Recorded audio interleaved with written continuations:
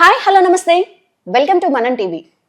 Deputy CM Pawan Kalyan Kumar ని ఉద్దేశించి RK రోజా అయితే అనుచిత వ్యాఖ్యలు చేసింది. అయితే ఈ వ్యాఖ్యలపైన నెటిజన్స్ పెద్ద ఎత్తున మండిపడుతున్నారు. దీనిపైన మరిన్ని అప్డేట్స్ తెలుసుకుందాం. ఇప్పుడు మనతో ఉన్నారు సీనియర్ జర్నలిస్ట్ కట్టా కార్తిక్ గారు. నమస్తే సార్. నమస్తే రమ్య. ఆర్కే రోజా పవన్ కళ్యాణ్ గారి కొడుకుని ఉద్దేశించి ఇష్టం వచ్చినట్టు మాట్లాడింది. అసలు దీన్ని ఎలా చూడాలి? చింత దక్కినా పులుపు సావలేదు అనే సామెత విన్నావా? ఇప్పుడు ఆర్కే రోజా మాజీ మంత్రి, నగిరి మాజీ ఎమ్మెల్యే, మొన్న తిరుపతిలో ఒక ప్రోగ్రాం జరిగింది. ఏంటంటే టీడీపీ వైసీపీ మధ్య ఛాలెంజ్ వారు.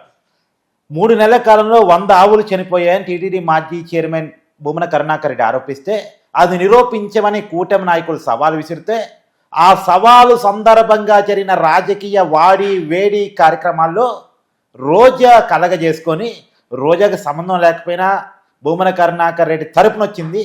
మరి రోజా ఏమన్నా 100 ఆవులు చనిపోయి నిరూపిస్తా అంటే అది నిరూపించడం పక్కకు పోయింది. అనుచితమైన వ్యాఖ్యలు చేసే ప్రయత్నం చేసింది.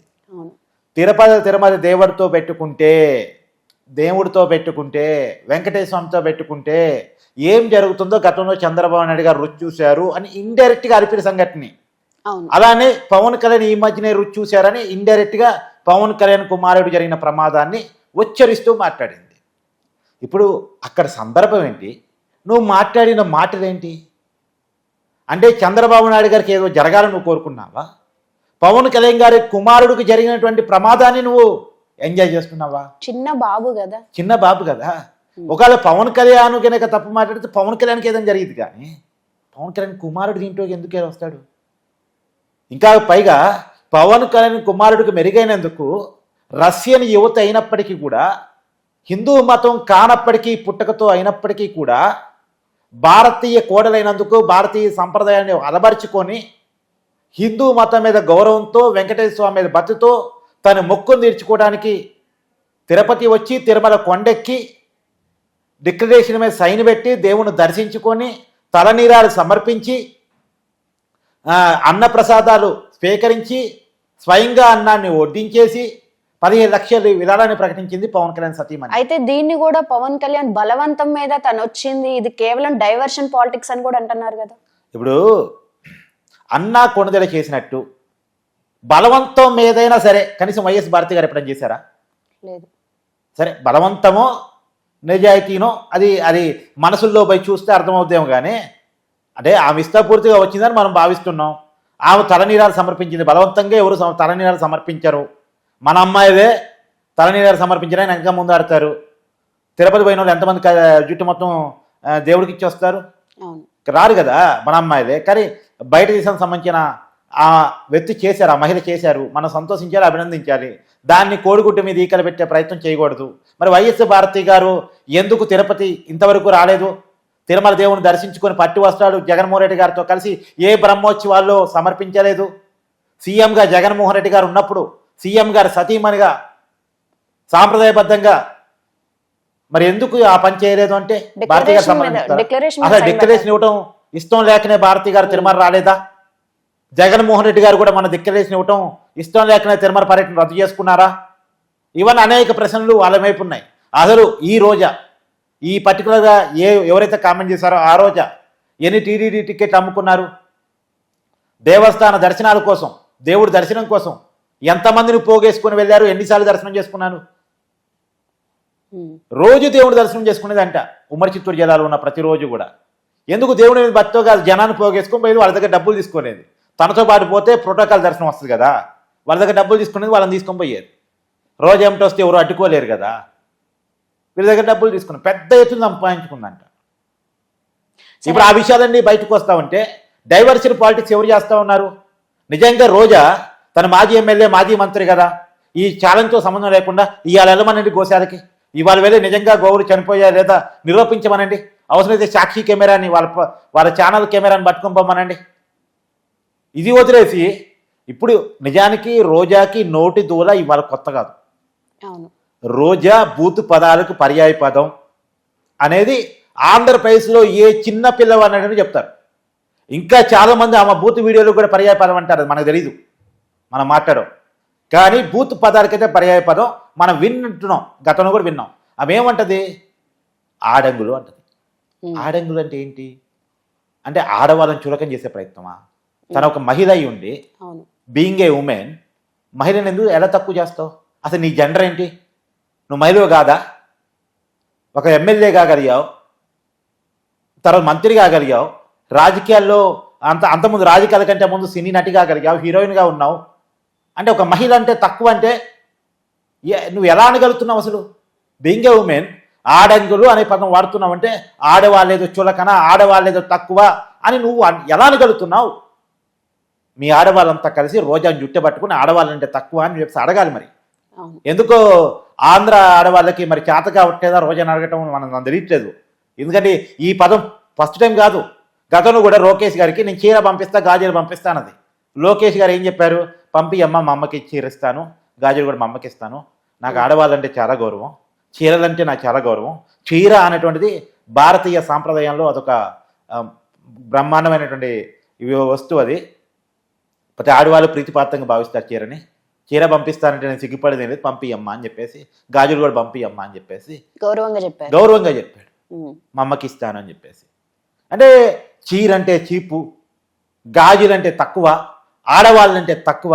అది కూడా బీయింగ్ ఉమెన్ అయి ఉండి, అది ఎక్స్ మినిస్టరు, ఎక్స్ ఎమ్మెల్యే, ఇలాంటి వాళ్ళు రాజకీయాల్లో నాయకులు, ఇలాంటి వాళ్ళని వైసీపీలో భరిస్తూ ఉంటారు. ఏంటిది? సరే, ఇంకోటి, ఎందుకని తిరుమల తిరుపతి గత కొన్ని రోజుల నుండి ఏదో ఒక వివాదంలో చిక్కుకుంటుంది? అంటే దేవస్థానం వివాదంలో లేదు, దేవుడు వివాదంలో లేడు. దేవుణ్ణి, దేవస్థానాన్ని వివాదంలోకి రాగాలని ఒక ప్రయత్నం జరుగుతూ ఉంది. ఓకే. ఎందుకు? వైసీపీకి ఒక అలవాటు ఉంది. 2014-19 మధ్య కూడా దేవుడి దగ్గర ఉండే పింక్ డైమండ్ అనేది ఒకటి పోయిందని, తర్వాత దేవుడి దగ్గర ఎక్కడైతే ఆ ప్లేస్ ఉందో ఆ గుడిలో గర్భగుడిలో స్వరంగ మార్గంలో ఉంటే నగలు మిస్ అయ్యాయని, తర్వాత కింది ఏదో ఉంటాయంట బ్రహ్మాండమైనటువంటి వజ్ర వైడూర్యాలు, అవన్నీ మిస్ అయ్యాయని, అవన్నీ చంద్రబాబు నాయుడు గారి బెడ్రూమ్లో ఉన్నాయని చెప్పేసి 2014-19 మధ్య వైసీపీ ఆరోపించింది, జనాన్ని నమ్మించింది. ఆ నమ్మటం ఫలితంగా వైసీపీ అధికారంలోకి వచ్చింది. మరి అధికారంలోకి వచ్చిన తర్వాత ఈ బంగారం కనిపెట్టారుగా, ఈ నాణ్యాలు కనిపెట్టారుగా, ఈ పింక్ డైమండ్ కనిపెట్టారుగా. మరి ఏది? జగన్మోహన్ రెడ్డి గారు ఎక్కడ పెట్టారు పింక్ డైమండ్?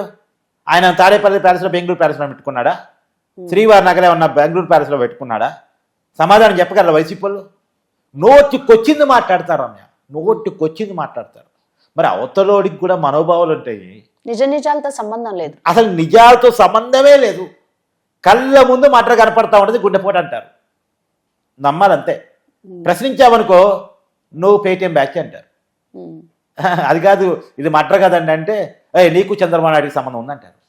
కళ్ళ ముందు మటర్ అయినా సరే వాళ్ళు చెప్పినట్టు గుండెపోటు అనాల్సిందే. ఇంకంతే, గుండెపోటు నిజమే, అవును గుండెపోటే అనాలి. కళ్ళ ముందు అది గులకరాయి దాడి కాదనిపిస్తుంది, అసలు గులకరాయే కనపడదు, కానీ గులకరాయి కనపడింది, గులకరాయి దాడి అనాలి. ఏదో పెళ్ళి అయినప్పుడు నక్షత్రం చూపించి కనపడుతుంది, కనపడపోయినా కనపడింది అని చెప్పాలి కదా, తప్పదు కదా. ఇది కూడా అంతే, కనపడింది అని చెప్పాల్సిందే. కనపడలేదు, నాకు గులకరాయి ఎక్కడ చూపించండి అన్నామనుకో నీకు చంద్రబాబు నాయుడు సంబంధం పెట్టేస్తారు. అది చెల్లికైన సంబంధం పెట్టేస్తారు, తల్లికైన సంబంధం పెట్టేస్తారు, ఇంకెవరికైనా సంబంధం పెట్టేస్తారు. వాళ్ళకి అసలు అవేమి ఉండవు. విలువలు, విశ్వసనీయత, మానవ సంబంధాలు ఏముండవు. సరే, అయితే ఇప్పుడు ఈ ఆర్కే రోజా చేసిన అనుచిత వ్యాఖ్యల పైన, ఆమె పైన ఎటువంటి యాక్షన్ తీసుకునే అవకాశం ఉందంటారు? అంటే జనం అనుకుంటుంది ఏంటంటే నిన్న దాకా ఆమె వెయిటింగ్ లిస్ట్లో ఉంది, ఇప్పుడు బెర్త్ కన్ఫర్మ్ అయింది అంటున్నారు. ఓకే. అంటే ఆమె మీద చర్యలు తీసుకోవటం ఎందుకో కూటమి ప్రభుత్వం లేట్ చేస్తూ ఉంది. ఈ మాటల తర్వాత, ఈ నోటితోల తర్వాత, అందులోనూ పవన్ కళ్యాణ్ కుమారుణ్ణి అని పవన్ కళ్యాణ్ డైరెక్ట్గా గెలుకుంది కాబట్టి ఇక ఆగదు, జన సైనికులు ఊరుకోదు, ప్రెజర్ పెడతారు. ఖచ్చితంగా ఆమె తొందరలో జైలుకి పోబోతా ఉంది. అంటే ఒక జైలుకే పోతా, 4 జైలు పోతే తెలియదు నాకు మళ్ళీ. ఎందుకంటే పోసానికి ఇష్టం మళ్ళీ ఒక జైలుకి పోలే, 3 జైలుకి పోయాడు. రాజంపేట జైలుకి పోయాడు ఫస్ట్, తర్వాత కర్నూలు జైలుకి పోయాడు, తర్వాత గుంటూరు జైలుకి వచ్చి తర్వాత పేరు మీద రిలీజ్ అయ్యాడు. సార్, వైఎస్ఆర్సీపీ ఓడిపోయాక మళ్ళీ రోజా ఇప్పుడే కదా బయటికి రావడం? లేదు, గతంలో కూడా ఉంది.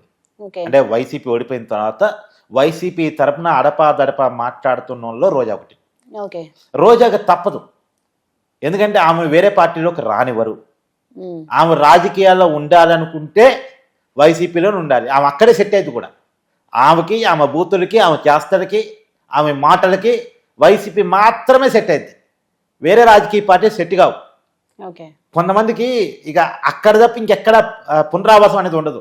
ఓడినా గెలిచినా, తిట్టినా కొట్టినా ఆ మొగుడే దిక్కు అన్నట్టే ఇప్పుడు ఆమెకు వైసీపీ మాత్రమే దిక్కు.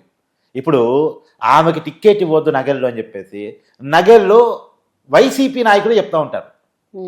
ఆమె ఎట్లాంటి బ్యాచ్ అంటే సొంత పార్టీ కార్యకర్తల దగ్గర కూడా డబ్బులు తీసుకుని పనిచేసే రకమట. సొంత పార్టీ కార్యకర్తలకు పదవులు ఇవ్వాలన్నా కానీ కమిషన్లు ఇవ్వాల్సిందే. ఆ మీద ప్రెస్ మీట్ సహజంగా ఇప్పుడు అక్కడ వైసీపీ రోజా మీద ఎవరు ప్రెస్ మీట్ పెట్టాలి? టీడీపీ వాళ్ళు నెగిటివ్గా ప్రెస్ మీట్ పెట్టాలి, జనసేన వాళ్ళు నెగిటివ్గా ప్రెస్ మీట్ పెట్టాలి, బీజేపీ వాళ్ళు నెగిటివ్గా ప్రెస్ మీట్ పెట్టాలి. కానీ విచిత్రం ఏదో తెలుసా, రోజాలు తిట్టకుండా వైసీపీ వాళ్ళు ప్రెస్ మీట్ పెట్టేవాళ్ళు సొంత పార్టీలోనే. అది కేవలం రోజాకి. మళ్ళీ అదే రోజాకి మళ్ళీ అదే నగర టికెట్ ఇస్తారు. అది మరి జగన్మోహన్ రెడ్డి గారు కొన్ని ఏమనుబంధమో ఏంటో మరి ఆ జబర్దస్త్ రానికి ఎందుకు అంటే నేను వ్యక్తిగతంగా ఎవరిని వెళ్ళను రమ్య, వ్యక్తిగతంగా ఎవరిని అన్ను. కానీ పదే పదే వ్యక్తులనే టార్గెట్ చేస్తే రాజకీయ నాయకులు ఉంటారు చూసావా, వాళ్ళ విషయంలో మాత్రం కొద్దిగా గట్టిగానే ఘాటుగానే ఉండాలి. లేకపోతే ఆంధ్రప్రదేశ్ సమాజానికి 2019 నుంచి 2024 మధ్య జరిగిన అన్యాయం మరో రిపీట్ అయ్యే అవకాశం ఉంటుంది.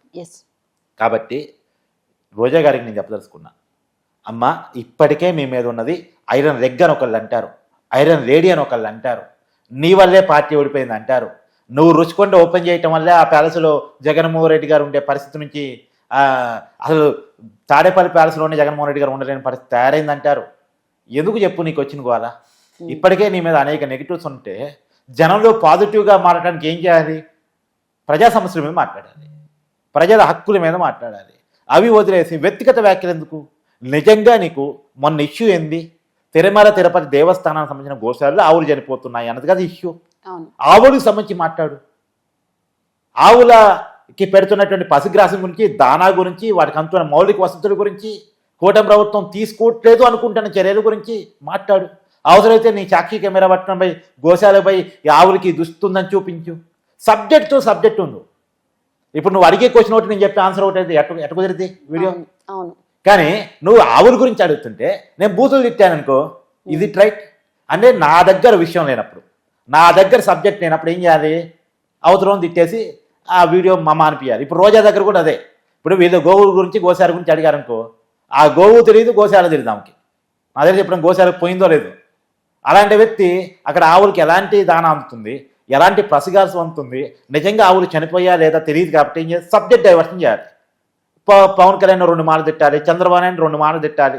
ఇలా తిట్టేస్తే అయిపోద్ది, రోజా హైలైట్ అయిపోయింది, మీడియాలో వార్త వచ్చేసిద్ది, సోషల్ మీడియాలో తిరిగేసిద్ది, జగన్మోహన్ రెడ్డి దగ్గర మార్కులు వచ్చేస్తాయి, జగన్మోహన్ రెడ్డి నుంచి ఓ సూట్ కేసు రావచ్చు, రైట్, ఓ పదవి రావచ్చు. ఇది కేవలం మొన్న గోరంట్ల మాధవ్ చేసిన అడావుడికైనా ఇవాళ రోజా చేసిన అడావుడికైనా ఒకే ఒక కారణం ఏంటంటే ఐడెంటిటీ క్రైసిస్. జగన్మోహన్ రెడ్డి దగ్గర మార్కులు పొందాలి. అదేంటి వాడికి మార్కులు కొట్టేస్తాను నేను ఎక్కువ తిట్టాలని ఒకడు, వాడి తిట్టు నేను కొట్టాలని ఇంకోడు, వాడు కొట్టాడు నేను రోడ్డు మీద పడి పొల్లాలని ఇంకోడు. ఇట్లా చేస్తుంటారు వాళ్ళు. రైట్, థ్యాంక్ యూ కార్తిక్ గారు.